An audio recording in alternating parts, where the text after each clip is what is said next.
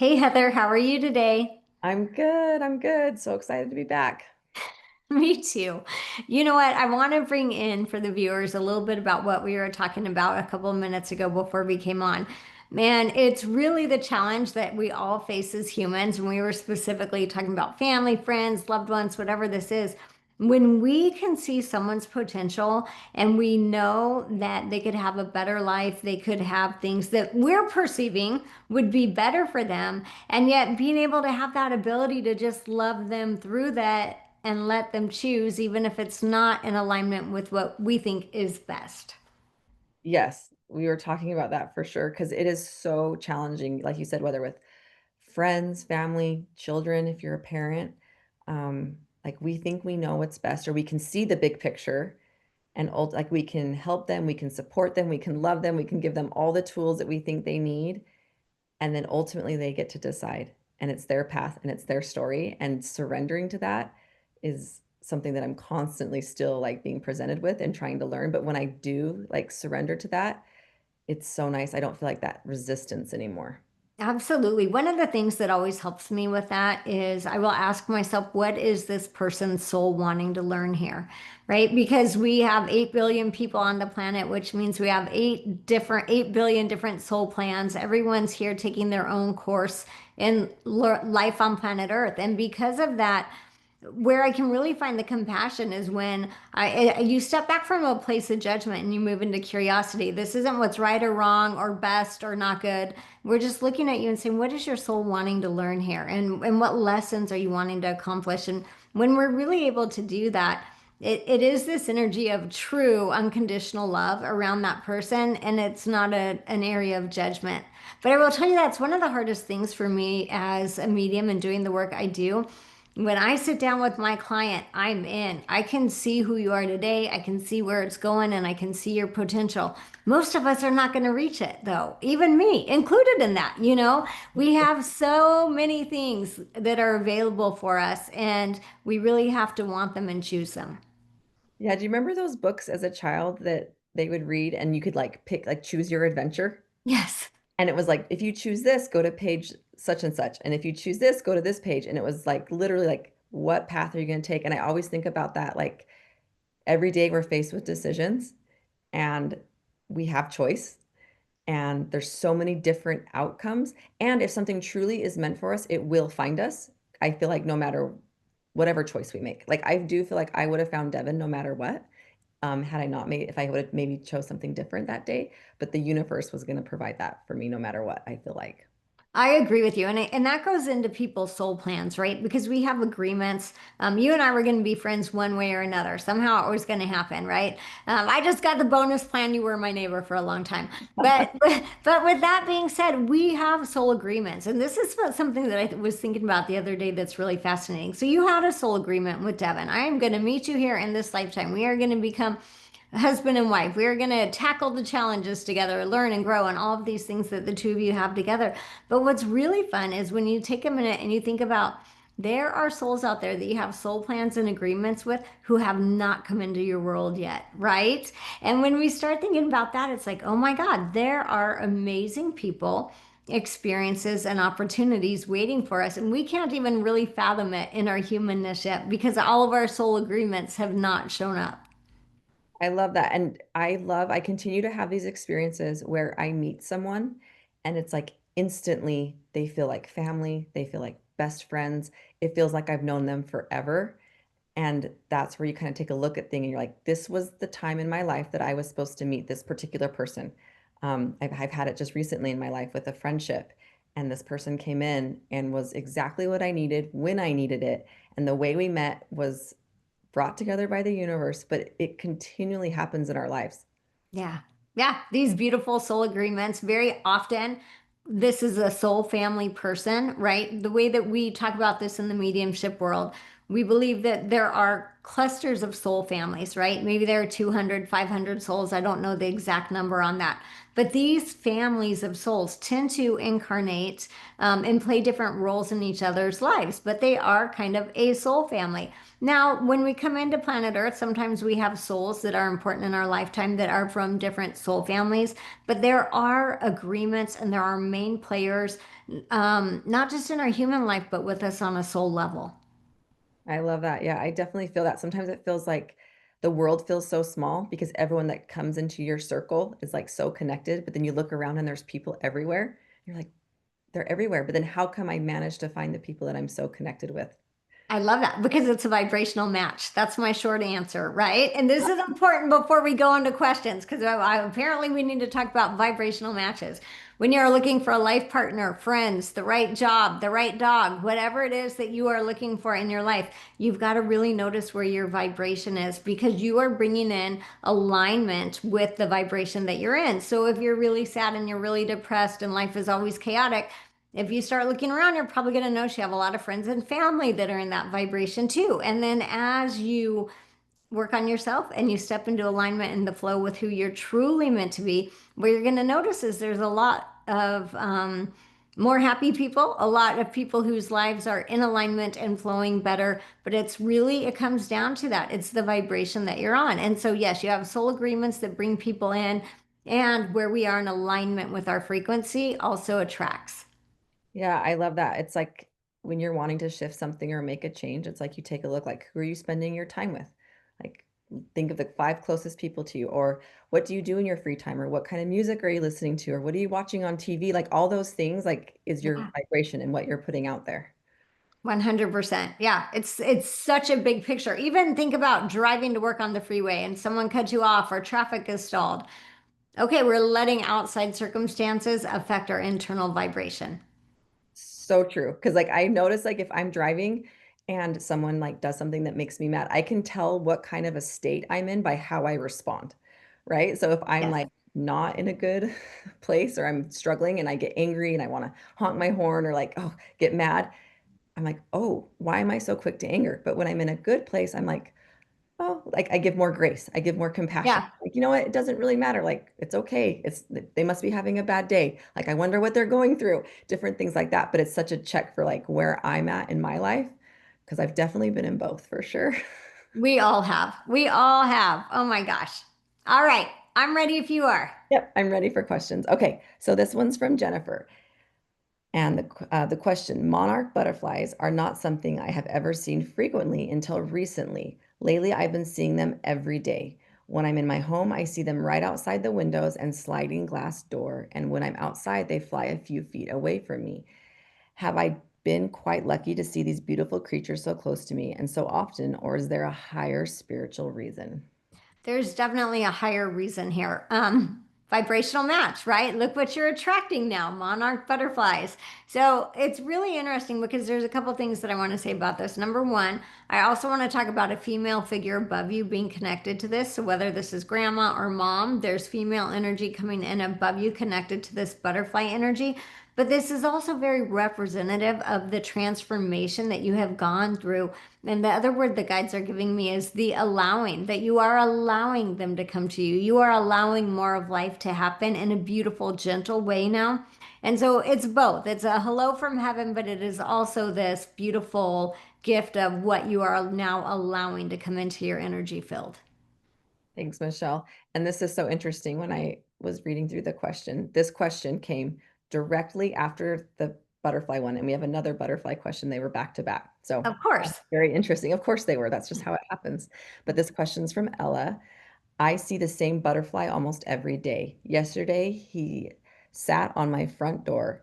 I had to see him. I feel it is a message from someone. Do you know who this is? Yeah. Again, I want to go with another female. Well, I guess it's, some days when we get on here, it's like all dads or men's and husbands, and today's like moms and grandma day is what it feels like to me. So I want to go with the older female who's coming in above you, right? But there's something here that I want to tell you. It's very different than the energy I was feeling with the last butterfly question. This is about patience and this is about like waiting, right? So the feeling with this butterfly is like it's okay to be patient. There's some anxiousness in your energy. Maybe you're like, I want a new job, I want to move. I don't know, whatever these changes are that you're wanting to bring in. And the message from your loved one here is about the beauty in the moment, right? And about patiently waiting because your transformation is coming. You are shifting things in your life and it's happening. But it's almost like you can wait in anxiety or you could wait in wonder. And they're asking you to wait in wonder.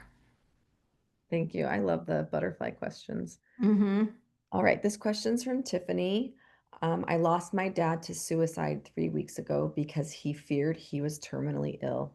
My family and I don't have confirmation that he was. Since he has passed, I have had multiple dreams, heard him whisper in my ear, have seen signs, and often have downloads of information from him. I worry I'm imagining all of this and that this is my brain's way of coping. I want to enjoy these moments, but I am fearful I've made them up. Can you please tell me if what I'm experiencing is real? Yeah, so first let me start with my deepest condolences on your dad's transition. I want you to know that he was met with love and light on the other side, that it didn't matter that he chose to go, that he is still greeted with love and light and compassion. The other thing that I want to say is your dad's energy is extremely active, and he's giving me the words distraught. So people were distraught by his decision, and obviously rightfully so. So, number one, I want to validate this is real. This is your dad. This is your dad being active.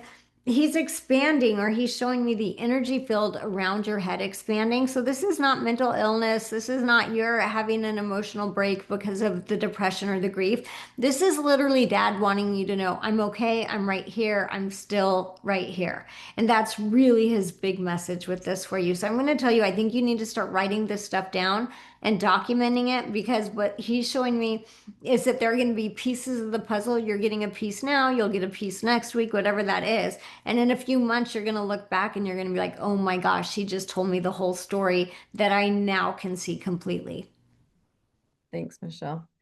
All right, our next question is from Katie, and this is a really good question. I love this. Is Jesus the Son of God, as in the as in the true God, Father, Son, and Holy Spirit, the way he is depicted in the Bible? I'm just the only reason I'm laughing is because I'm watching your face, Heather. I'm like seeing you go like, oh, this will be good. Let's see what Michelle Yes, says about that. I can feel it.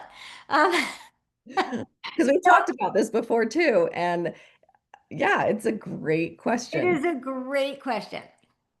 And let me just say it to you this way. Yes, Jesus is the Son of God, and so are you, and so is Heather, and so am I, and so is every human on this planet. So, we're going to talk about the picture behind me because I use this to talk about a soul, but I also will use this to talk about God, source, the divine, the higher power. Do you see how there are rays of light coming off this picture? Each one of us, Jesus, Heather, myself, the person who asked the question, on and on and on, we are a ray of light from source itself, okay? Jesus is not, he doesn't have like five rays and I got a half a ray. That's not how that works. We're all like a ray of light of God, source, the divine. Here's the difference. Jesus mastered his power as a human. We do not have another human on this planet who has mastered our God given rights the way that he did, right? His ability to heal and all of those things that he did. It's not that he has five rays of light and I got a half of one. It's that he mastered his ray of light and I haven't mastered mine yet. So, yes, Jesus is the Son of God. And so are you, and so am I, and so is Heather, and so is every person on this planet.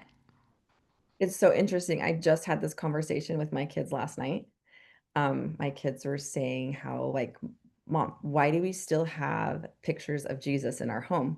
Because we had them up when we were very active in our religion, and we no longer are, and we've taken a different path.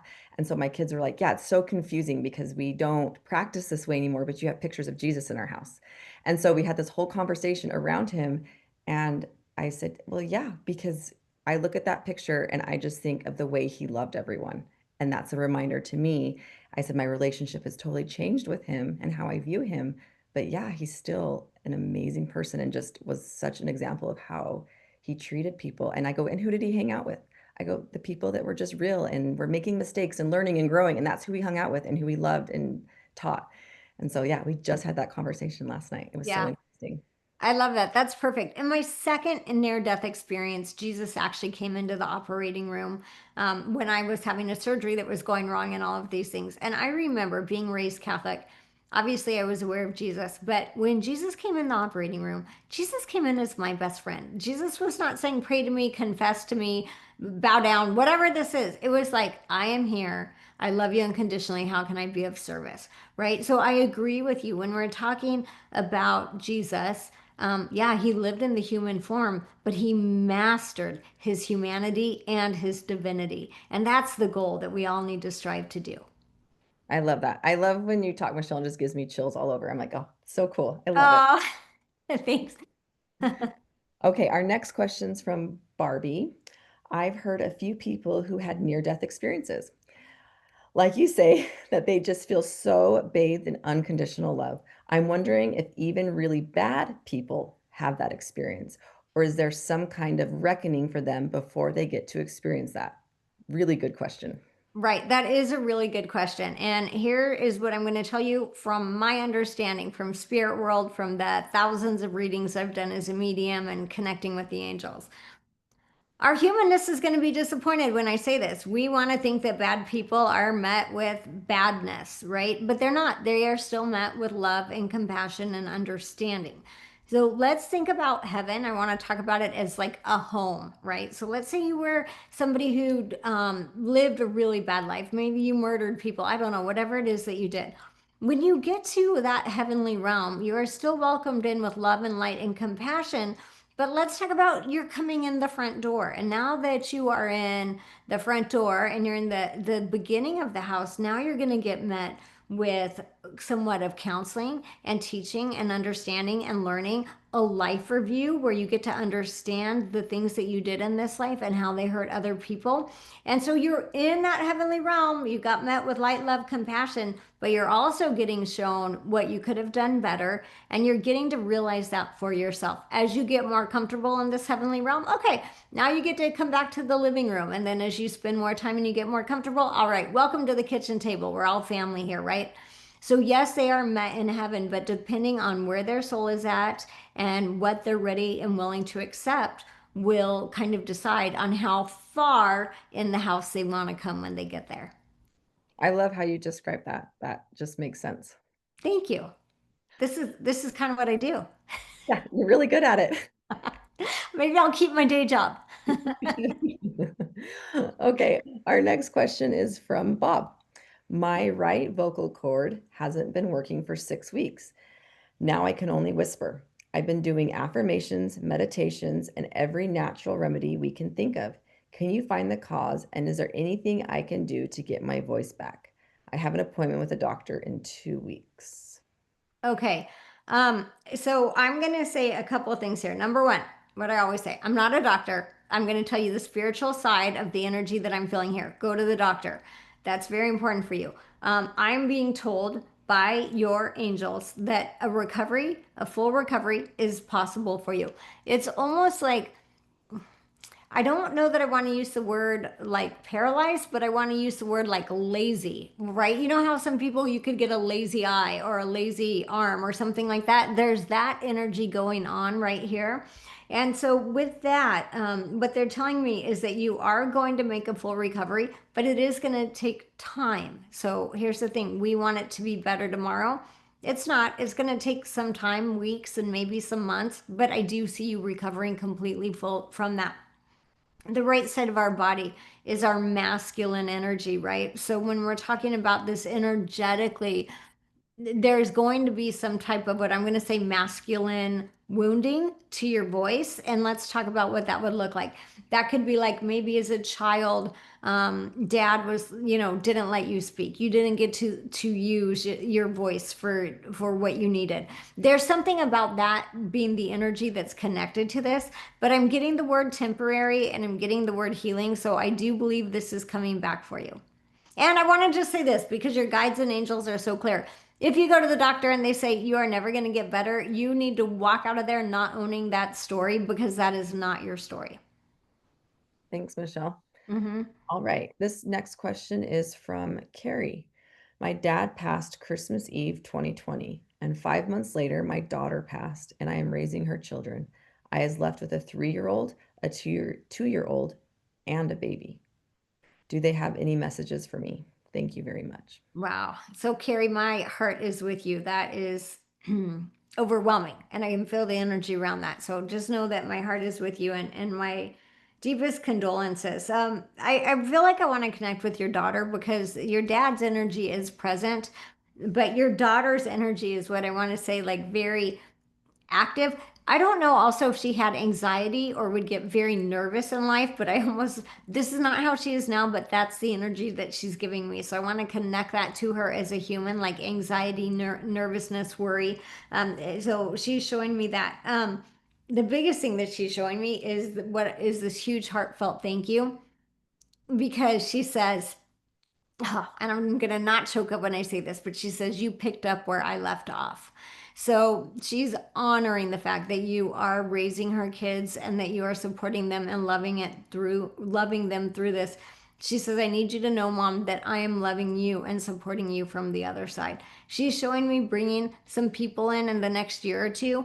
So I want to tell you, you're going to move into that energy of that whole, it takes a village to raise a child. She's wanting me to tell you, the village is coming. There are going to be people showing up in your life in the next 2 years to mentally, emotionally, and physically help support you with raising these beautiful kids. So just heartfelt gratitude.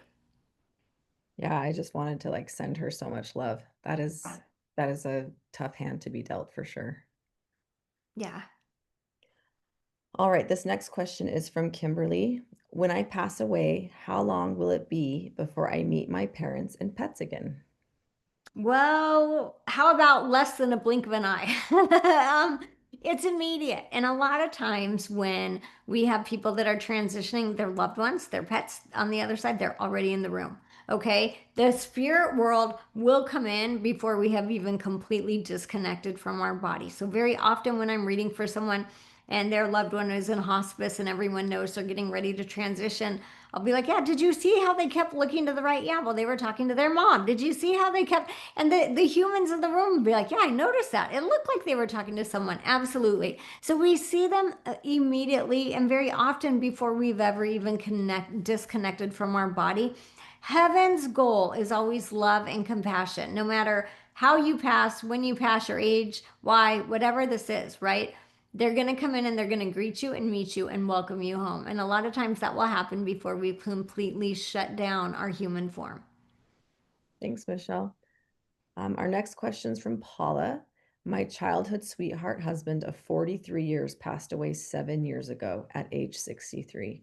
I think of him every day, but also find myself hoping to experience romantic love again. Do you see anything like this for me? I do. So I want to say this. He's got a great sense of humor because as soon as you started reading that, I heard him saying like, "Well, this is the only way she was ever going to get to date someone else." Right? So I am just telling you, I honor you and I honor your husband and his sense of humor because he's very much loving for you.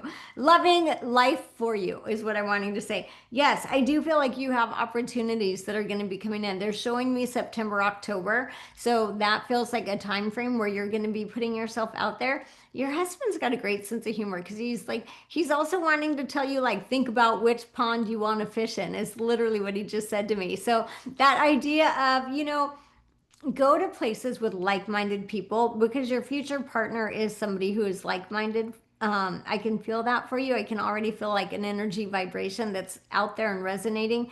And that partner is not that far away. I believe this person comes into your life rather quickly, but you are going to have to leave home, right? So here's the challenge for so many people. We want our life partner to come in, but we don't want to have to leave home or get on a dating app or go to a meetup or any of these things. And so it does take action on your part, but you definitely have a partner waiting to come in. Thanks, Michelle. Hmm. All right, this question's from Laura.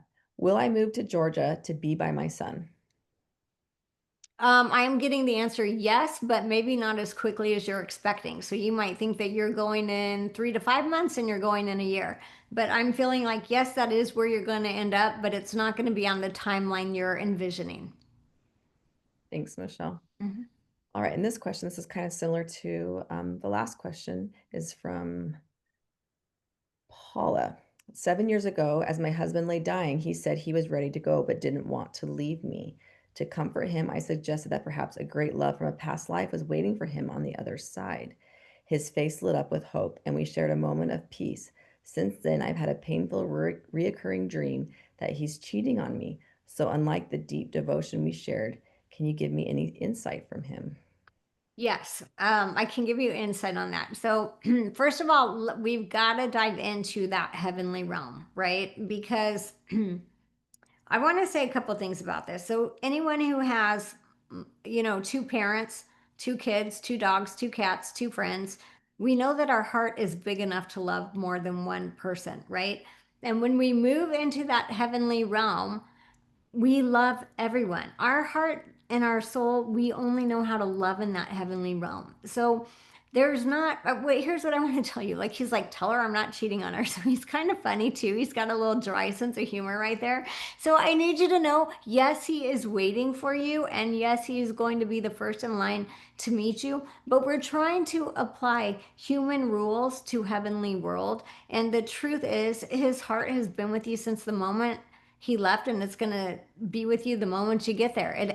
That part, his love for you is unconditional and not changing no matter who else is around him, whether it's dogs, parents, friends, family. His love for you is his love for you, and you need to own that because he's ready for you to own that. And he's just saying what he's wanting me to add on to that. What he wanted you to know was that he wanted more earthly time with you. And that's where that conversation stemmed from because he wasn't ready to be done playing earthly life with you. And that's what that was. But he hasn't run off. So I want you to know he's still right there. Thanks, Michelle. Mm-hmm. All right, our next question is from Sherry. If you learn a life lesson in this lifetime, do you pass over at the time you have a do you pass over at the time you have learned it, or can you live many more years after that to be with family here? Okay, so here's the thing. We have multiple lessons in this lifetime, right? And so, what I will tell you is that our soul agreement with heaven, with our higher self, with the lessons that we want to learn, it's not like, okay, I learned one lesson, check the box, I'm going straight home. That's not how that works because we can learn our lessons, the things that our soul wanted to learn and still be thriving in life, and other people are learning by watching us. So, although our soul plan and the lessons we might have wanted to experience is complete, we still have agreements with other people. And maybe your friend needs to learn how you can still be happy and smile after you've been through this trauma or something like that. So, no, we don't, it's not like I learned my lesson, check the box, I'm out. That's not really how it works because it's much deeper than that. We have multiple lessons individually, but we have agreements with many other souls that are here too. And so, even if let's say the things I want to learn is complete, I might still have agreements with my kids on things I'm going to help them through. Thanks, Michelle. All right, our next question from Jim. How long after we cross the veil do we decide to reincarnate? That is a great question because we get to come back in when we are ready as a soul, right? We have free will to be here as a soul, and we have free will as a human once we get here. My understanding is that usually souls take about 200 to 300 years before they come back in. And let's talk about the practicality of that because we tend to have soul families and soul groups, which we had talked about at some point on Mondays with Michelle before. And in these soul groups, these are our key players. We are like, hey, let's play the game of life. You be the dad, you be the brother, you be whatever it is that we're doing. And so when you think about like the main people in your life, even if you live to see great grandchildren, we're still talking about a 200-year span, probably or less. So we're looking at most souls taking around 200 to 300 years before they decide to come back in. If you wanted to come back in, you could earlier. I'm going to use this picture again behind me. This picture to me represents the soul, right? And so when we talk about having multiple lifetimes, sometimes I'll read for parents who have kids in spirit and they're very worried. What if my child chooses to come back in and they're with a family on the other side of the world and they're being abused? So, what I want to say about that is if the soul chooses to come back in relatively quickly, it's not coming in as the person that you loved or knew, it's coming in as a new ray of light. So, the soul creates a new expression of itself to play that character or that role in that lifetime. The ray of light that is your mom, dad, dog, child, whoever it is that you're loving and missing will forever and throughout eternity be that ray of light. If this soul comes back in, it creates a new one. Thanks, Michelle. And our very next question is reincarnate as animals. Or what? Can people reincarnate as animals? That was our very next Yes, question. I love that. And that's perfect. And I'm going to tell you, my understanding from spirit world is yes. So reincarnation is never forced upon us and it is not done like you lived a bad life, you're going back as a cricket now. That's not that's not how that works, right? So reincarnation happens when our soul says, "You know what? I'm ready to go to another planet, another dimension and have another experience in some type of body form or existence besides this heavenly realm." Now, if let's say you were somebody and you've had a really hard life, right? You had 100 really hard years as a human, and your soul is saying, you know what? Wouldn't it just be great to go back and be a dolphin living in the clear waters off Tahiti? Okay, guess what? The universe says, I love you, and you are allowed to come back in as a dolphin living off, the Tahitian islands for 50 years. So yes, you can come back in as an animal. Um, but realize what I just said earlier. It's a new ray of light from your soul, so that the ray of light that is you right now in this lifetime will continue to exist. And we're now growing a new ray of light to come in as a dolphin and have that experience. Thanks, Michelle. Okay, this will be our last question for today. It's from Brittany. What can I do to be more open to hearing and seeing signs from loved ones that have passed? And I know we've had questions like this before where people are really wanting to tap into that spiritual side. Yeah, so here's one of the things that's really something that's basic and easy to do to start with. We want to connect with them when we're not in that place of grief and despair and like on our knees, like I need a sign right now. Because when we're in that energy, our energy is enclosed, it's a lower vibration, and it makes it harder for spirit world to reach us or for us to receive the message from them. So what you're actually going to want to do is you're going to want to wait until you're in a good mood or you're going to want to watch your favorite comedy show or whatever that is. I want you to then imagine expanding your energy out, expand your vibration up, and that's when we want to say to our loved one, our angel, our life guide, do you have a message for me? May I see it, feel it, know it, right? Because they communicate differently on the other side. Some of them can give us words. Some of them will give us pictures or feelings, right? There are different ways that they're going to communicate, but we want to do it number one when we're in a good energetic space because that's when it's easier for us to reach them. Thanks, Michelle. And thank you for all your great questions. We couldn't have this show without you. So thank you. Keep submitting them. Yeah, it's been wonderful. Thank you. And thank you, Heather, for always showing up and being such a light. Of course. Thanks, Michelle. All right, we'll see you soon. Bye.